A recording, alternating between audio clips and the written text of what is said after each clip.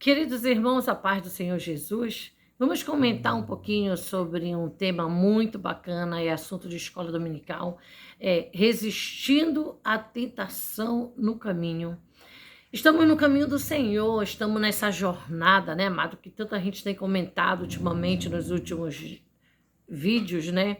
E tentação significa teste, né? Tentação quer dizer provação, e todos nós, né, passamos por isso, né?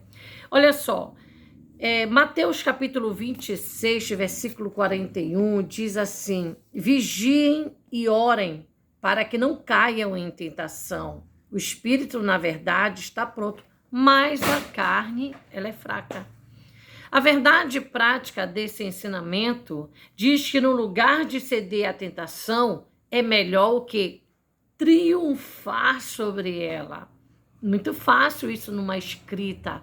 É muito fácil falar isso aí, né, amado? Mas quando você tem foco, quando você tem objetivo, é possível você triunfar em cima da tentação. Basta você querer, né? Olha só, a leitura bíblica se encontra lá em Mateus, capítulo 4, do versículo 1 até o versículo 14. Você pode ler com calma e ler também Deuteronômio, capítulo 6, viu, irmãos? Vê bem, o crente, ele é desafiado todos os dias, a abandonar a fé, né? Isso aí o inimigo não para, viu, irmão? Vê bem, então isso pode acontecer por meio da tentação. Se você ceder, você sofrerá consequências dessa atitude errada, dessa atitude sem vigilância, né? Agora, o que é tentação? A tentação é algo que o crente ele enfrentará ao longo de sua jornada. Está lá em Mateus capítulo 6, verso 13. Tentação, como nós falamos, é teste, é provação. E tu pode pegar também Deuteronômio capítulo 4, verso 34, capítulo 9, no versículo 22. Amado, a tentação ela pode vir pelo diabo e também pode vir dentro do ser humano. Pelo diabo, está lá em Gênesis capítulo 3. E dentro do ser humano está em Tiago capítulo 1, versículo 14 e 15, para você ler com calminha, tá bom? Tentação, ela é um fenômeno humano. Veja também Tiago 1,13, tá? Quando você vai para Marcos, capítulo 1, versículo 12 e 13, lá fala Jesus e a tentação. Foram 40 dias que Jesus ele foi tentado por Satanás, amado. Foi uma batalha intensa, uma batalha espiritual.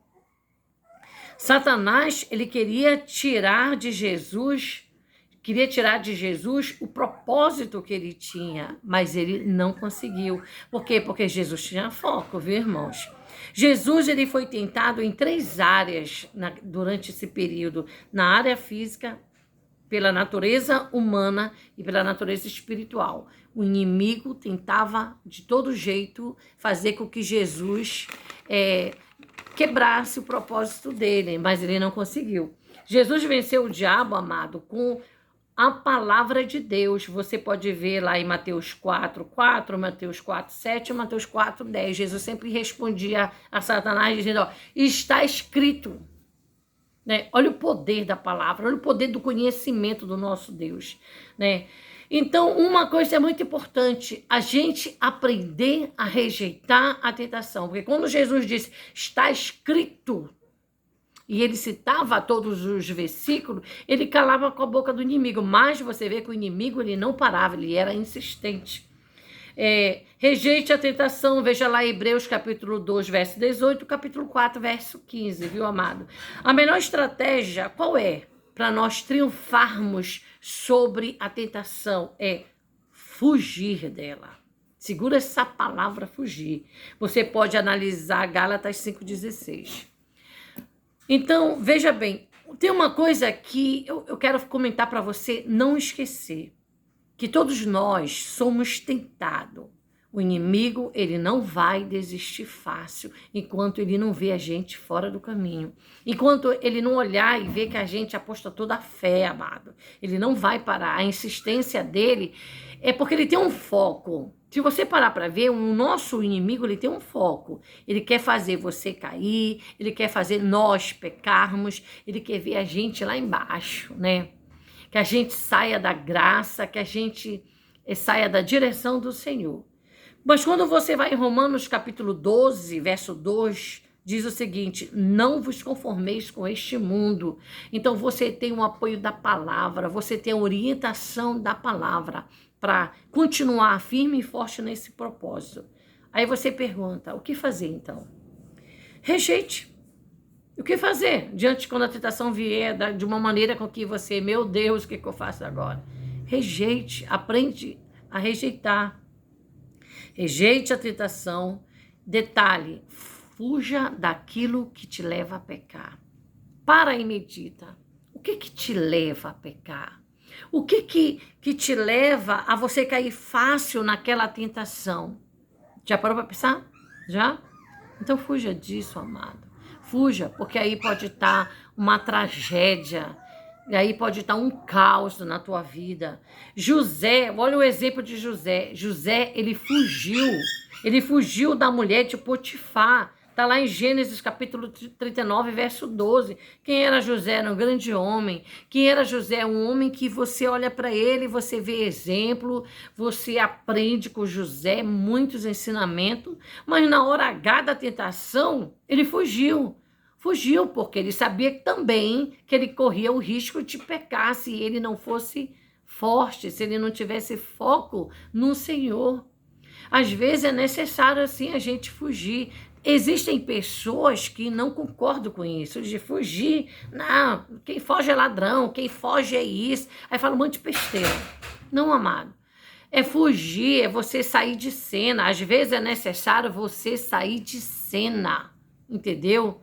Para não cair no pecado, para não cair na tentação. Segundo Timóteo, capítulo 2, verso 22, eu gostaria de ler para você, amado. Pegue sua Bíblia lá, olha que coisa legal que a palavra de Deus fala. Fuja das paixões da mocidade. Siga a justiça, a fé, o amor e a paz com os que de coração puro invocam o Senhor. Pronto. A palavra de Deus já nos respondeu. É fugir. Tá vendo só? É a Bíblia. Não é invenção nossa, não, amado. Então, que você possa analisar o seguinte: quando você cede à tentação, o que acontece? Você rompe a comunhão com Deus. E é isso que você quer?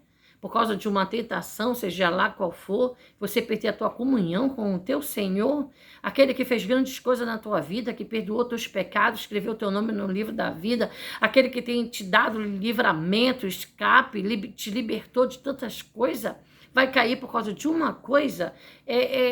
É aquilo, né, amado? A gente não é perfeito. Mas se você sabe que você corre o risco de cair na tentação, sai de perto, vai para longe, né? O perigo tá bem aqui, dá a volta, vai-te embora. Aí o que acontece quando você cede? Você perde a comunhão, o que você deve fazer? Se arrependa, amado. Provérbios capítulo 28, verso 13. Há um caminho de cura e restauração. Confesse e se arrependa e você alcançará o quê? Uma palavrinha chamada perdão. Fica com essa palavra, que o Senhor te abençoe e que tu seja uma bênção. E não te esquece, foge daquilo que te leva a pecar. Tá bom, amado? Fica na paz do Senhor.